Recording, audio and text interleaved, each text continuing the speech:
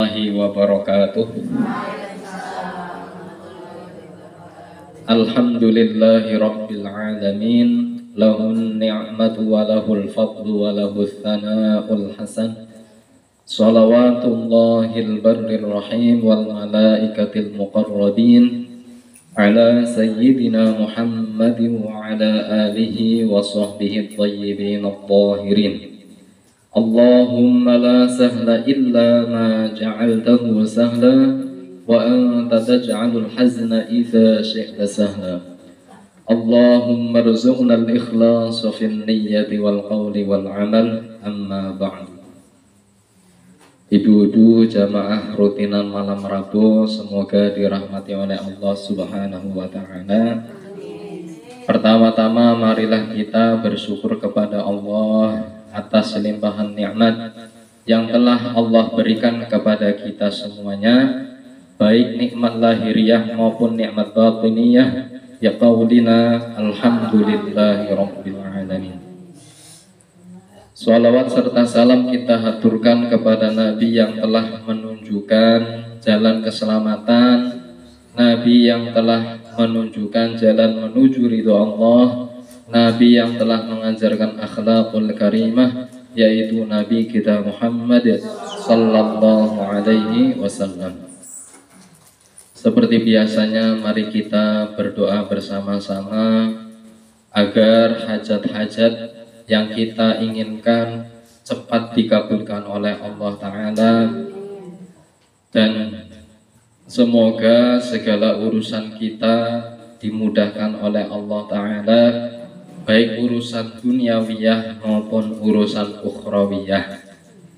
Semoga yang sedang sakit diangkat penyakitnya, semoga yang sedang susah dimudahkan, dijembarkan rizkinya. Amin ya rabbal alamin. Bismillahirrahmanirrahim. Ya Rabbi bil Mustafa balligh maqasidana waghfir lana ma madha ya wasi'al karami. Ya Rabbi bil Mustafa balligh maqasidana waghfir lana ma madha ya wasi'al karami. Maulaya salli wa sallim daiman abadan ala habibika khairil khalqi kullihim. Ya Rabbi bil Mustafa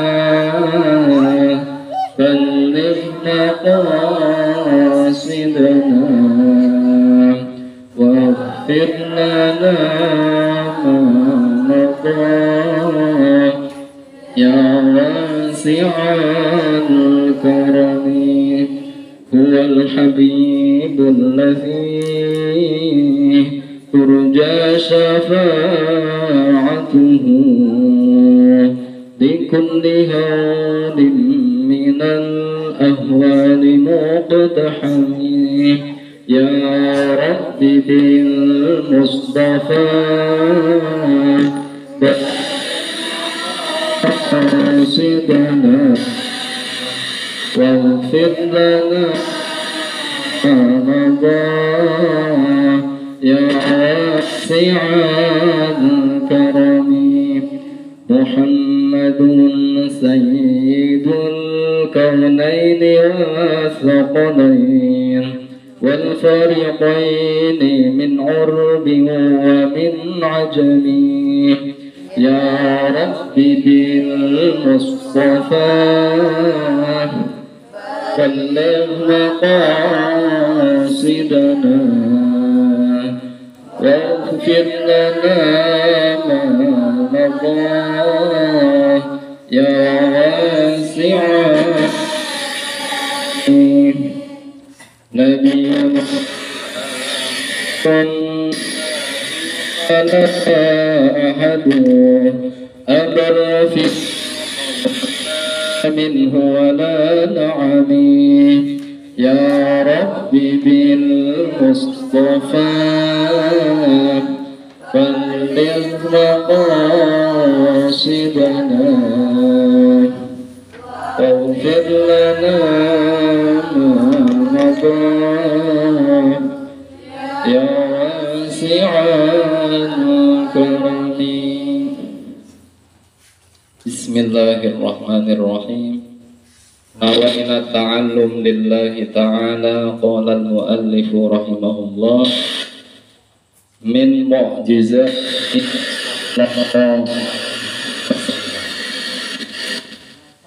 wa amma Muhammad alaihi wasallam famin mu'jizatihi sallallahu mi'i ikhwanihi al-anbiya'i wasallam haninul jiz'i. Masih menjelaskan tentang bab mu'jizat. Sebelumnya telah diterangkan bahwa mu'jizat terbagi menjadi dua. Ada mu'jizat yang terjadi setelah diminta dan ditantang oleh kaumnya, dan ada mukjizat yang terjadi tanpa ditantang, tanpa diminta oleh kaumnya. Seperti mukjizatnya Nabi Saleh, beliau ditantang oleh kaumnya supaya mengeluarkan onta beserta dengan anaknya dari onta yang dari Sokhrah, dari batu yang sangat besar. Lalu kemudian Nabi Saleh atas mukjizatnya mampu mengeluarkan onta beserta dengan anaknya dari batu yang besar. Kemudian kita akan menjelaskan sebagian mukjizatnya Nabi kita Muhammad sallallahu alaihi wasallam. Di antara mukjizatnya Nabi adalah haninul jiz'i, tangisan pangkal pohon kurma. Di antara mukjizatnya Nabi kita Muhammad sallallahu alaihi wasallam haninul jiz'i, tangisan pangkal pohon kurma. Wa dzalika anna an-nabiy sallallahu alaihi wasallam kana yastanidu hina yakhutubu ila jiz'i nakhlin fi masjidihi qabla an yu'mala lahu al-minbar. Ini terjadi di saat Rasulullah sallallahu alaihi wasallam sudah menjadi kebiasaannya beliau ketika berkhutbah, beliau bersandar pada pangkal pohon kurma yang ada di dalam masjid sebelum dibuatkan mimbar kepadanya. Panjenengan ya tahu makna mimbar di dalam masjid niku Bu. Ya, yang biasanya untuk khutbah. Jadi ada tangga naik terus kemudian nanti mimbar itu digunakan untuk khutbah. Sebelum Rasulullah dibuatkan mimbar, ketika Kanjeng Nabi itu berkhutbah, beliau selalu bersandar dengan pangkal pohon kurma. Falamma umila lahul minbar sa'ida sallallahu alaihi wasallam alaihi fabada'a bil khutbah wa huwa qa'imun 'alal minbar. Kemudian setelah Kanjeng Nabi dibuatkan mimbar, lalu beliau menaiki mimbar dan memulai khutbahnya dalam keadaan berdiri di atas mimbar. Fahannal jiz'u, tiba-tiba pangkal pohon kurma menangis. Hatta sami'a haninahu man fil masjid. Bahkan tangisan pangkal pohon kurma tersebut didengar seluruh orang-orang yang ada di dalam masjid. Kemudian Rasulullah Sallallahu Alaihi Wasallam turun dari mimbar, ya, dan mendekam, ya, pangkal pohon kurma tersebut dan memeluknya. Lalu kemudian, ya, pangkal pohon kurma itu terdiam setelah dipeluk oleh Kanjeng Nabi. Pangkal pohon kurma yang menangis karena Rasulullah Sallallahu Alaihi Wasallam.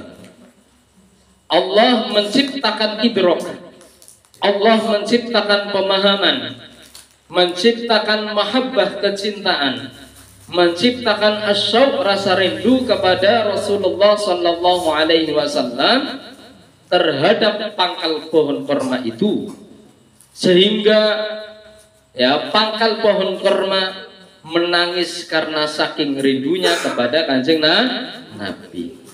Karena biasanya Kanjeng Nabi kalau khutbah bersandar pada pangkal pohon kurma.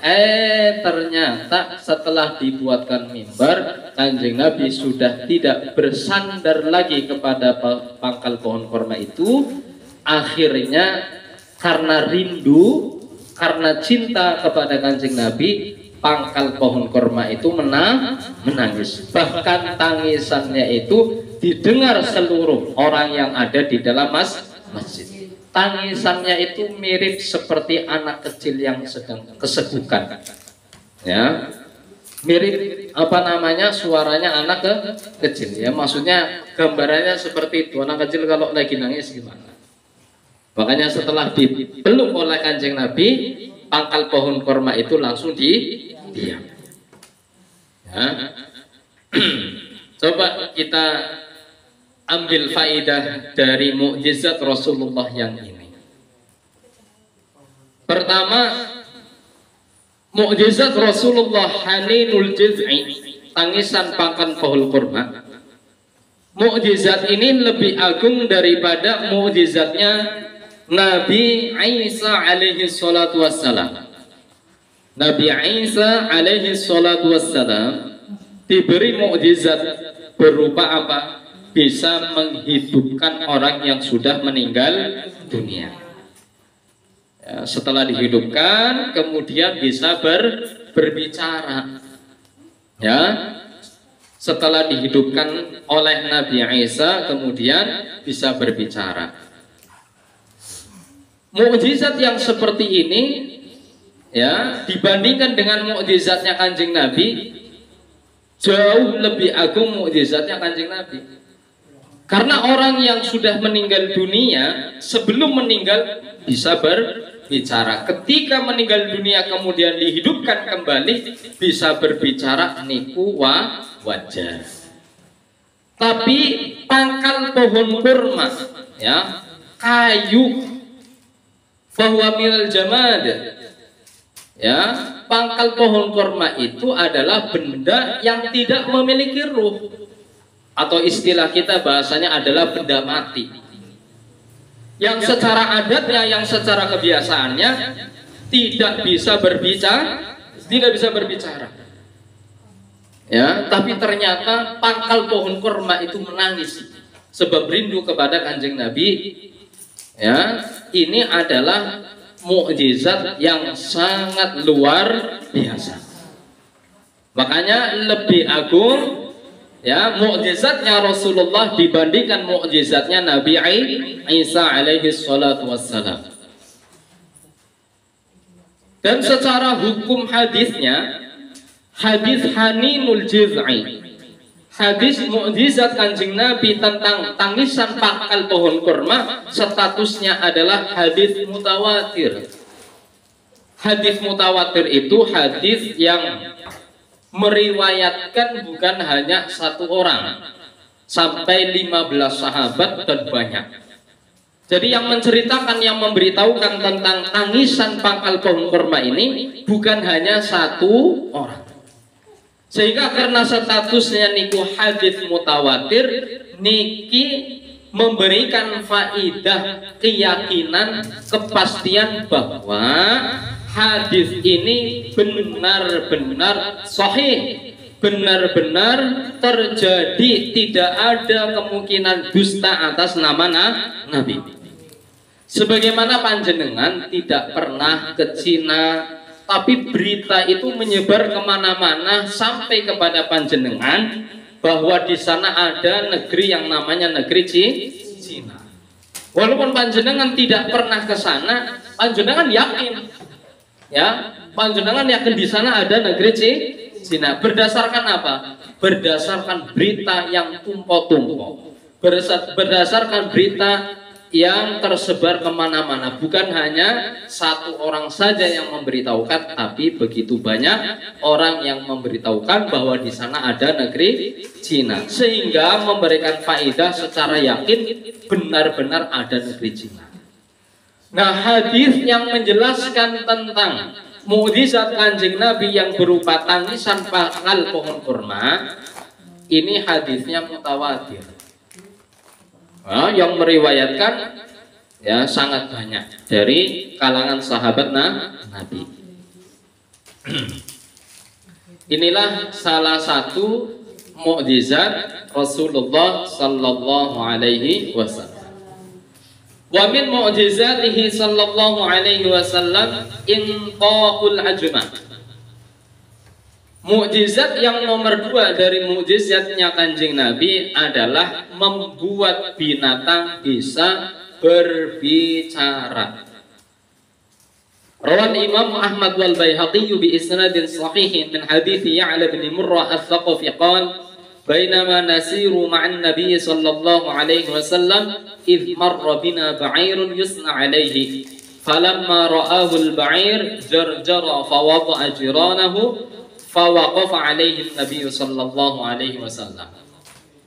Imam Ahmad dan Imam Al-Baihaqi meriwayatkan salah satu hadis dengan sanad yang sahih dari jalur hadis Ya'la bin Murrah al-Thaqafi, bahwa Ya'la bin Murrah al-Thaqafi mengatakan, ketika kami berjalan bersama dengan Kanjeng Nabi, tiba-tiba ada seekor onta yang sedang membawa air melewati kami.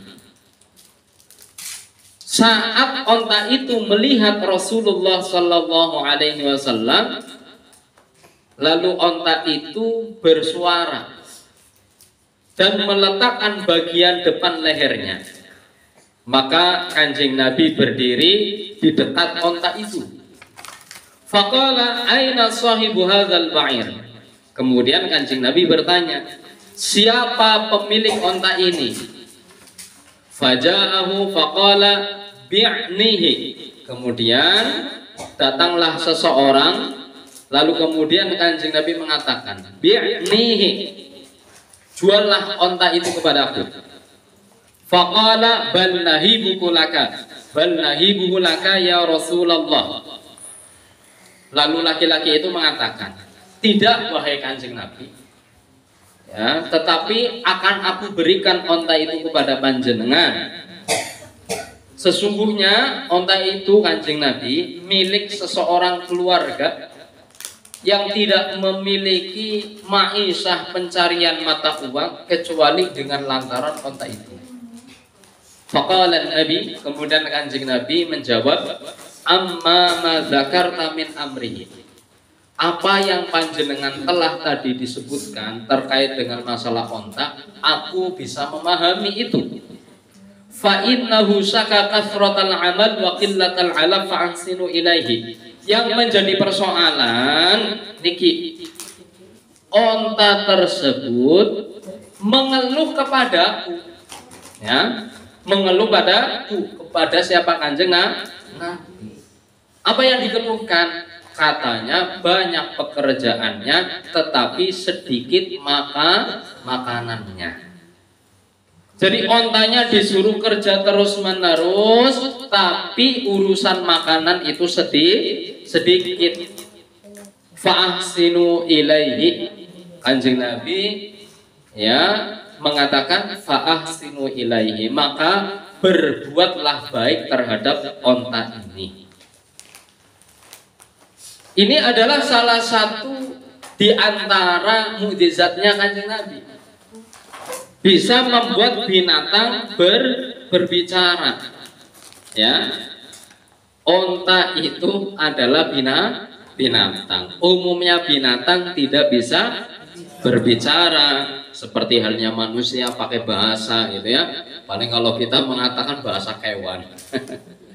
Ini Mbak, binatang itu kalau apa namanya istilahnya bahasanya mereka kan tidak bisa kita pahami, gitu kan? Otomatis kalau kita ingin paham berarti binatang itu berbicara dengan menggunakan bahasa kita. Misalnya kalau Arab berarti pakai bahasa Arab, kalau Jawa berarti pakai bahasa Jawa. Baru kita bisa mengerti dan paham apa yang dibicarakan ya oleh binatang tersebut. Nah ini ontanya mengeluh kepada Kanjeng Nabi, berbicara. Ya, onta itu berbicara kepada Kanjeng Nabi, mengeluh isinya. Bahwasannya banyak bekerja, sedikit makanannya.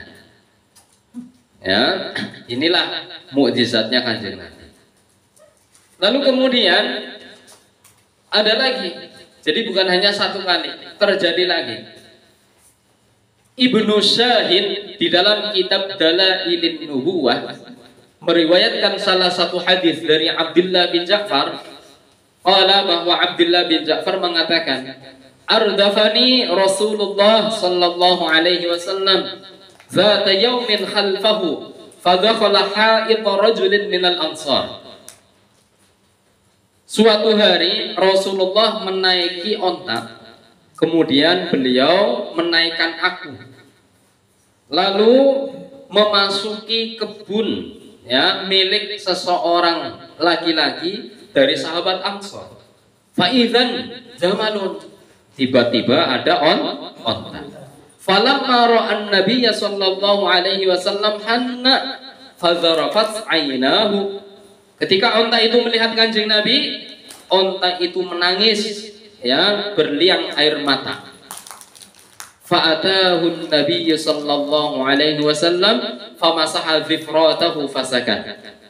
Kemudian Kanjeng Nabi mendatangi onta tersebut dan mengusap bagian belakang telinganya.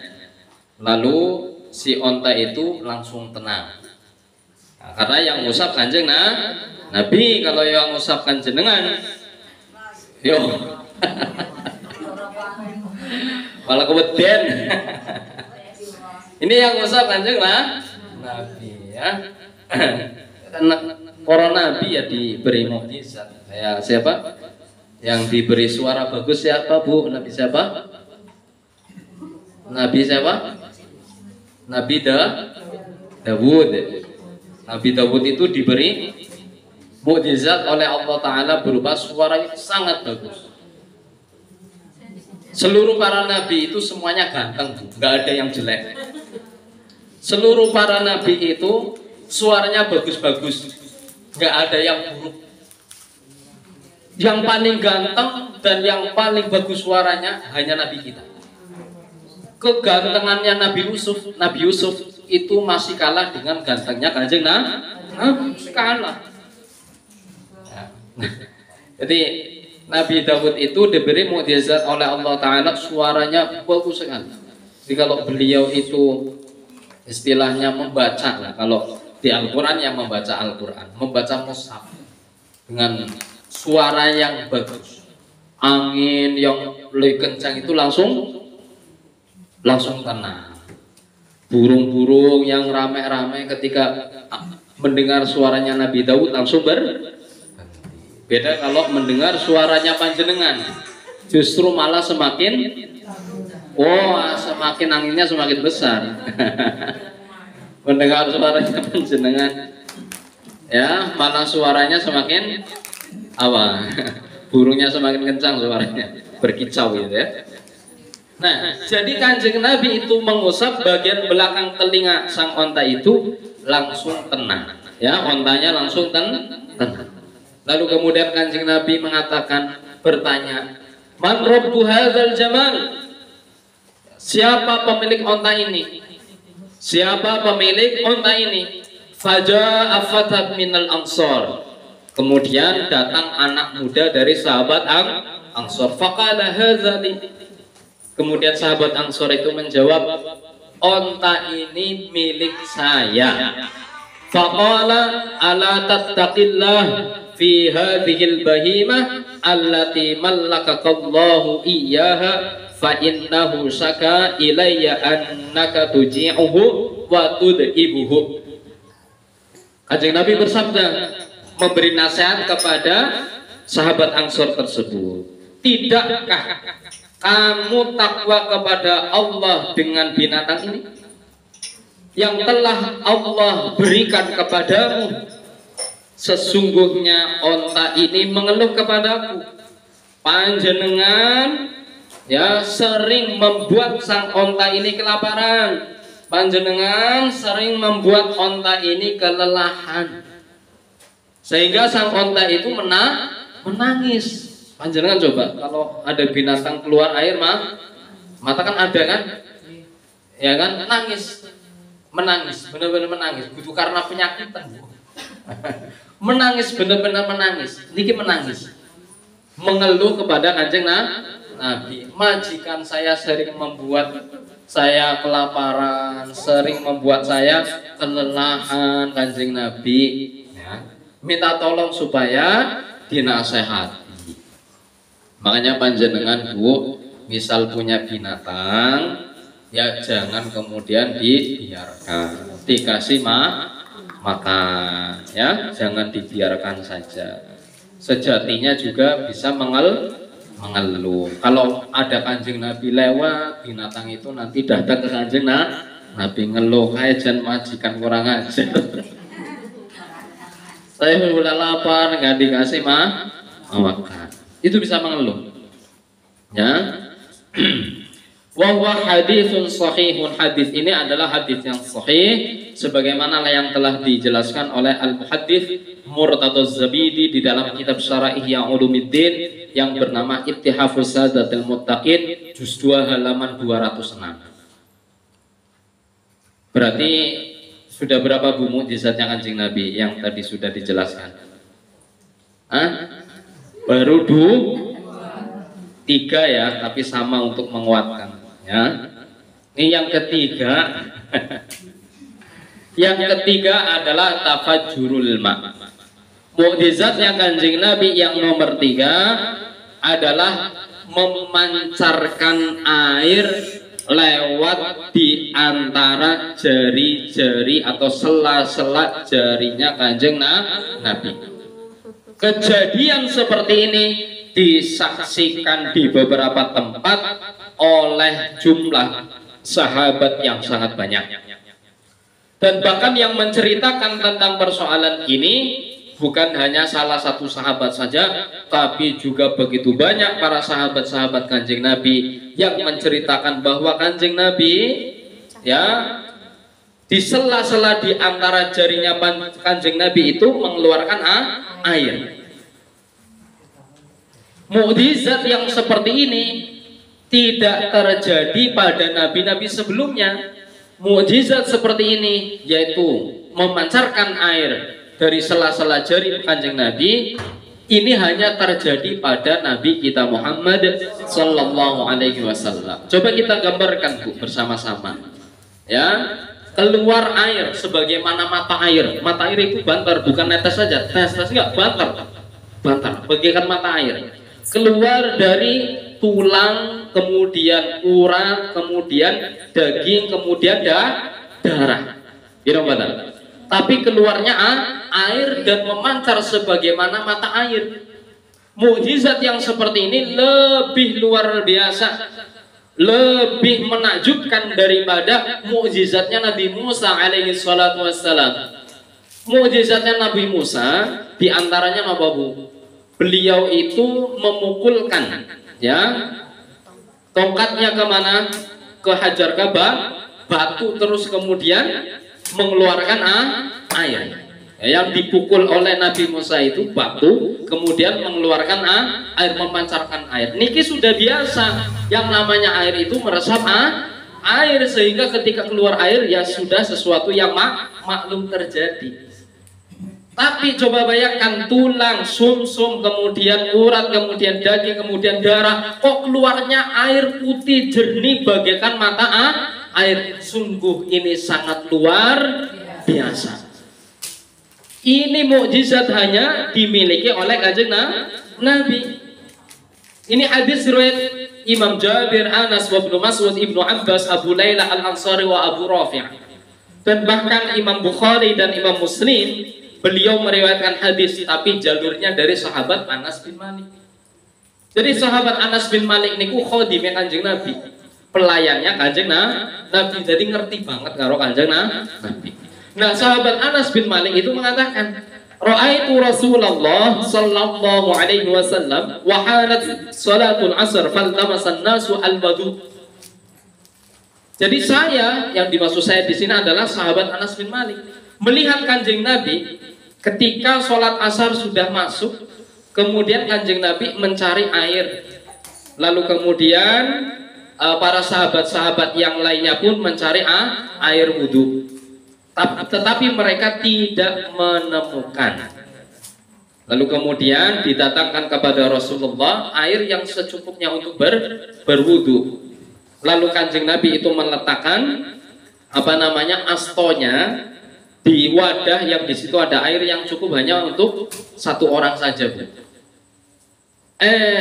Kanjeng Nabi memerintahkan para sahabat-sahabat yang lain supaya berwudu dari wadah yang dicelumi astone kanjeng Nabi.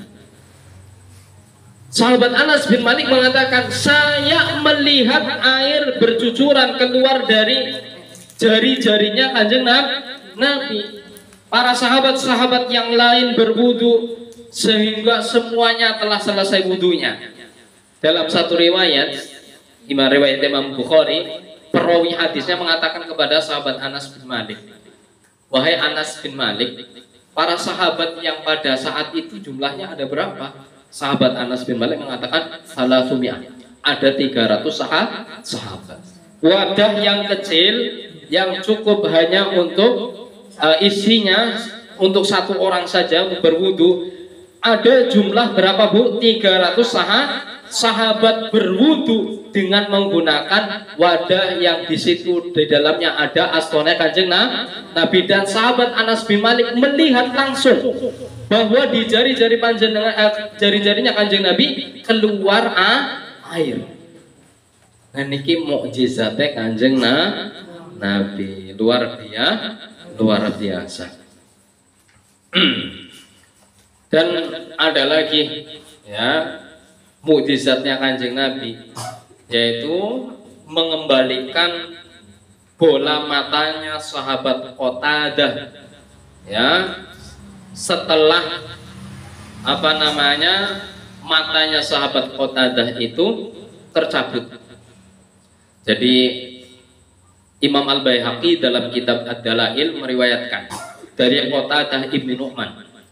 Jadi suatu ketika pada perang Badar, sahabat Qatadah bin Nu'man itu matanya terkena panah.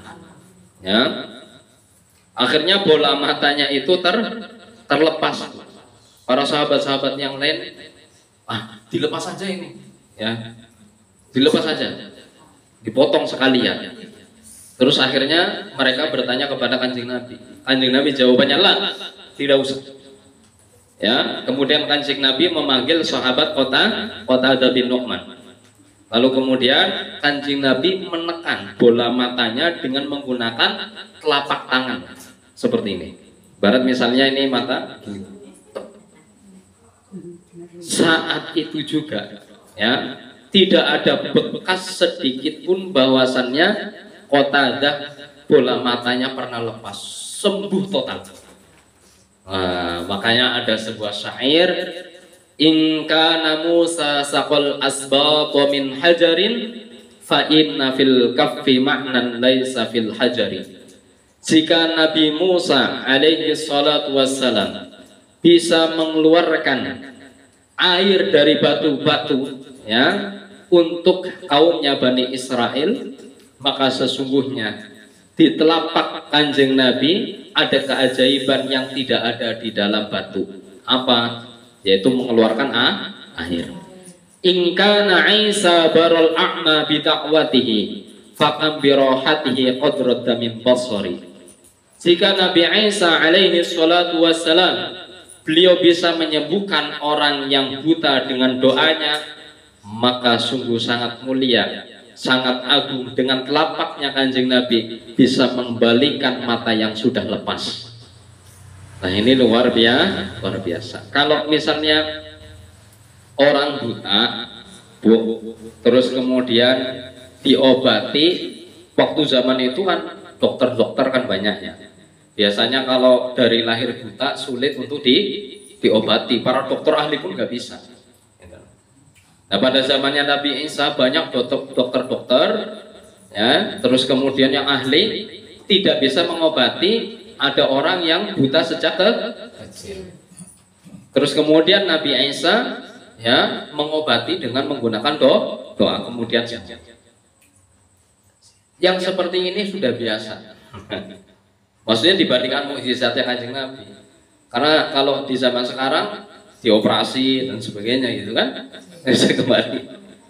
Tapi coba bayangkan matanya sudah terlepas, kemudian hanya dengan menggunakan roh telapak tangan kanjeng Nabi bisa kembali lagi. Ini terjadi mukjizatnya kanjeng Nabi. Makanya kuntum khairu ummah, panjenengan itu adalah sebaik-baiknya umat kanjeng Nabi. Karena kanjeng Nabi ini kubu ya. Karena Nabi kita, Nabi yang paling mulia, Nabi yang paling agung, imamnya para nabi, imamnya para rasul, maka umatnya itu juga menjadi umat yang terbaik. Pun ibu, malam. Kita tutup bersama-sama dengan bacaan tahlil. La ilaha illallah. Allahumma salli ala sayyidina Muhammadin wa ala alihi wa sahbihi wa sallim. Rabbi ighfirli wa lil mu'minina wal mu'minat. Alhamdulillahi rabbil alamin. Barakallahu fikum wa ahsana ilaikum. Nas'alullaha as-salamata fid din wad dunya wal akhirah wa husnul khitam. Wassalamu alaikum warahmatullahi wabarakatuh. Waalaikumsalam.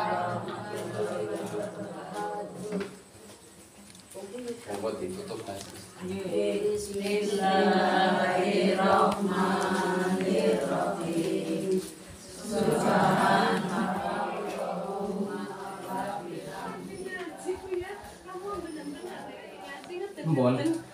Cuma sedikit.